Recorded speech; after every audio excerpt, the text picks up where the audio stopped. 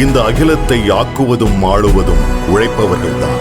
அகிலத்தை ஆளும் உழைப்பின் உறுதியை என்றும் வணங்கும் 550D கம்பிகள். உன்னைய தமிழ் ஃபிலிமி பிட் நேயர்கள் அனைவருக்கும் வணக்கம். நான் உங்கள் ரஞ்சித் கண்ணன். விஜய் ரசிகர்கள் பெரிதும் எதிர்பார்த்துட்டு இருந்த கில்லி திரைப்படம் ஒரு வழியாக இன்னைக்கு உலகம் முழுக்க ரீலீஸ் ஆயிடுச்சு. நேற்றே ஃப்ரான்ஸ்லாம் கூட ரிலீஸ் ஆயிடுச்சு. ஸோ ரசிகர்கள் வந்து ஒரு புது படம் ரிலீஸ் ஆகும்போது எப்படி கொண்டாடுவாங்களோ அதை விட டபுள் மடங்கு கொண்டாடிட்டு இருக்காங்க. கோட் திரைப்படம் ரிலீஸ் ஆனால் எந்த மாதிரி ஒரு செலிப்ரேஷன் இருக்குமோ கிட்டத்தட்ட அதுக்கு இணையாக அந்த கில்லி ரீலீஸு அமைஞ்சிருக்கு. ஏன்னா படம் வந்து உலகம் முழுக்க கிட்டத்தட்ட ஒரு 500 தியேட்டர்களுக்கும் அதிகமாக அந்த படம் ரிலீஸ் ஆகிருக்கு. எல்லா இடங்கள்லையும் கில்லி வைப்பாக தான் இருக்குது. ஆக்சுவலாக நிறைய பேர் ரோட்டில் போகும்போதே ஷாக் ஆகுறாங்க, என்ன இந்த வாரம் ஒரு படமும் ரிலீஸ் இல்லைன்னாங்க, இப்போயும் தேட்டரில் இவ்வளோ கூட்டமாக இருக்குது அப்படின்ட்டு. அப்புறம் தான் தெரியுது உள்ள விஜய் அவர்களோட கில்லி படம் ஓடிட்டுருக்கு அப்படின்னு. ஸோ மிகப்பெரிய ஒரு வைரல் கண்டென்ட்டாக இப்போ கில்லி ரீல்ஸாக போயிட்டுருக்கு. குறிப்பாக த்ரிஷா இன்ஸ்டாவில் தன்னுடைய படம் இப்போவும் இந்த படத்துக்கு இவ்வளோ ஒரு இது இருக்கா அப்படின்னு நிகழ்ச்சியாக ஒரு ஸ்டேட்டஸ் போட்டிருந்தாங்க. பிரகாஷ் ராஜ் அவர்கள் ஹாய் செல்லம்ஸ் அப்படின்ற மாதிரி அவரும் ஒரு ட்வீட் போட்டிருக்காரு. ஸோ படம் வந்து ஒரு மிகப்பெரிய வைரலாக இருக்குது. இந்த படம் வந்து ரிலீஸ் ஆகும் இப்போ, அதாவது 2004 ஏப்ரல் 17 சனிக்கிழமை தான் இந்த படம் ரிலீஸ் ஆகுது. ஸோ படம் ரிலீஸ் ஆகி அப்போவே படையப்பா படத்தினுடைய வசூலை பீட் பண்ணி கிட்டத்தட்ட 50லேருந்து 55 கோடி வரைக்கும் கில்லி திரைப்படம் கலெக்ட் பண்ணுது. கட் பண்ண இப்போ 20 வருஷம் 2024 இப்போ நம்ம வந்தாச்சு. இப்போவும் அதே ஏப்ரல் 20 17 ரிலீஸ் ஆச்சு, இப்போ 20 ஆனால் அதே சனிக்கிழமையும் ரிலீஸ் ஆகிருக்கு. ஸோ ஒரு சின்ன கோ இன்சிடென்ட்ஸ் ஆகிருக்கு. படம் வந்து மிகப்பெரிய வெற்றி படமாக இப்போவும் கொண்டாடப்படுது. குறிப்பாக இந்த படத்தை வந்து இப்போ டிஸ்ட்ரிபியூட் பண்ணுறது சக்தி ஃபிலிம் ஃபேக்ட்ரி, அவங்க தான் வாங்கி ரிலீஸ் பண்ணியிருக்காங்க. அவரே ஒரு அஃபிஷியலாக ஒரு ட்வீட் ஒரு எக்ஸ்தலத்தில் ஒரு பதிவு போட்டிருக்காரு. கில்லி ரீரிலீஸ் படத்தினுடைய முதல் நாள் வசூல் வந்து சில கோடிகள் இருக்காது, பல கோடிகள் இருக்கும் அப்படின்ட்டு. ஸோ ஒரு வாங்கின டிஸ்ட்ரிபியூட்டரே இப்படி போடுறாரு அப்படிங்கிறது வந்து பெரிய விஷயம். அதுவும் 20 வருஷத்துக்கு முன்னாடி வந்த ஒரு படத்துக்கு இப்போ ரீரிலீஸ் பண்ணி அது பல கோடிகளில் வசூல் ஆகிறது வந்து விஜய் படங்களுக்கு மட்டும் தான் அதெல்லாம் சாத்தியம் அப்படின்னு நினைக்கிறேன். அந்த அளவுக்கு ஒரு மிகப்பெரிய ஓப்பனிங் இந்த படத்துக்கு கிடச்சிருக்கு.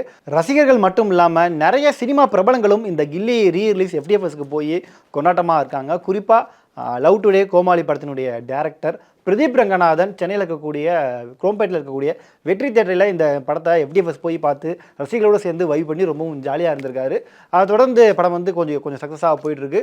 குறிப்பாக இந்த படம் பண்ண ஒரு ரெக்கார்டு என்ன அப்படின்னு கேட்டிங்கன்னா, இந்த 2024 ஆண்டு அதிகமாக ப்ரீ புக்கிங் ஆன ஒரு திரைப்படம் அப்படின்னா அது கில்லி தான். கரண்ட்டாக இப்போ ரிலீஸ் ஆகிற புது படங்கள் கூட இந்த ஒரு ரெக்கார்டை கிரியேட் பண்ணல. அந்த ஒரு சம்பவத்தை விஜய் அவர்களுடைய கில்லி திரைப்படம் பண்ணியிருக்கு. குறிப்பாக நிறைய தியேட்டர்களில் வந்து ஹவுஸ்ஃபுல் காட்சிகள், அதுவும் கிட்டத்தட்ட ஒரு 3 நாளைக்கு, அதாவது சண்டே வரைக்கும் ஹவுஸ்ஃபுல் ஆகிற மாதிரியான காட்சிகள் தான் புக் ஆகியிருந்திருக்கு. அந்தளவுக்கு ஒரு மிகப்பெரிய ரெக்கார்டை இந்த திரைப்படம் கிரியேட் பண்ணியிருக்கு. அஃப்கோர்ஸ் படம் வந்து விஜய் அவர்கள் ஒரு பக்கம் அவருடைய ஆக்டிங் அப்படின்னா, இன்னொரு பக்கம் வித்யாசாகருடைய பாடல்கள் எல்லாரையும் ஆட்டப்பட வைக்கும். பிரகாஷ் ராஜுடைய அந்த செல்லம் அப்படின்ற ஒரு காமெடி ஆகட்டும், த்ரிஷா தனலட்சுமியாக வந்திருப்பாங்க. இந்த பக்கம் தரணி அவர்களுடைய வித்தியாசமான ஸ்க்ரீன் பிளே, அதாவது ஒக்கோடு திரைப்படத்தை அப்படியே எடுக்காமல் அதில் நம்ம நிறைய மாற்றங்கள் பண்ணி வேற ஒரு விஷயமாக தான் கொண்டு வந்திருப்பார். அந்த வகையில் இந்த படம் ஒரு மிகப்பெரிய ட்ரீட்டாக விஜய் ரசிகர்கள் அமைஞ்சிருக்கு. குறிப்பாக நேற்று எலெக்ஷன் அப்போ விஜய் அவர்கள் வந்து ஒரு படம் வந்திருந்தார். ஒயிட் ஷர்ட் போட்டு அவர் வீட்டிலேருந்து காரில் கிளம்பி பூத் வர வரைக்கும் அவர் தொடர்ந்து பல ரசிகர்கள் அந்த பூட்லேயே மிகப்பெரிய க்ரௌடு வந்தது. ஸோ அதெல்லாம் சமாளித்து அவர் ஓட்டு போட்டு வந்தார். குறிப்பாக அது ஒரு விஷயம் எல்லாருமே கவனிச்சிருந்துருப்பாங்க. அவர் கையில் அடிபட்டு ஒரு பேண்டேஜ் மாதிரி போட்டிருந்தாங்க. கிட்டத்தட்ட ட்ரிப்ஸ் ஏற்றுன மாதிரியான ஒரு விஷயம் அவர் கையில் நடந்தது. அவர் பார்க்குறதுக்கு ரொம்ப சோர்வாக தான் விஜய் அவர்கள் இருந்தார். ஸோ இதை பார்த்த பல விஜய் ரசிகர்கள் ஃபீல் பண்ணிட்டு இருந்தாங்க, விஜய் அவருக்கு என்ன ஆச்சு தெரியலையே, அவருக்கு இந்த ஒரு ஆக்சிடென்ட் ஆச்சா என்னங்கிறது வெளியே சொல்லாமலே இருக்காங்களே அப்படின்ட்டு கொஞ்சம் சோகமாக இருந்தாங்க. அப்படி சோகமாக இருந்த ரசிகர்களுக்கு இந்த கில்லி ரீரிலீஸ் ஒரு மிகப்பெரிய ட்ரீட்டாக ஒரு மருந்தாக அமைஞ்சிருக்கு. இந்த நிலையில் விஜய் அவர்களுக்கு போட்டியாக காலங்காலமாக சொல்லப்படுறவர் நடிகர் அஜித் அவர்கள். அஜித் அவர்களுடைய பிறந்தநாள் வர்ற மே 1 ஸோ அவருடைய படமும் மே 1 ரீலீஸ்க்கு காத்துட்ருக்கு. ஸோ அஜித் ஃபேன்ஸ்லாம் பயங்கரமாக வெயிட் பண்ணிட்டு இருக்காங்க.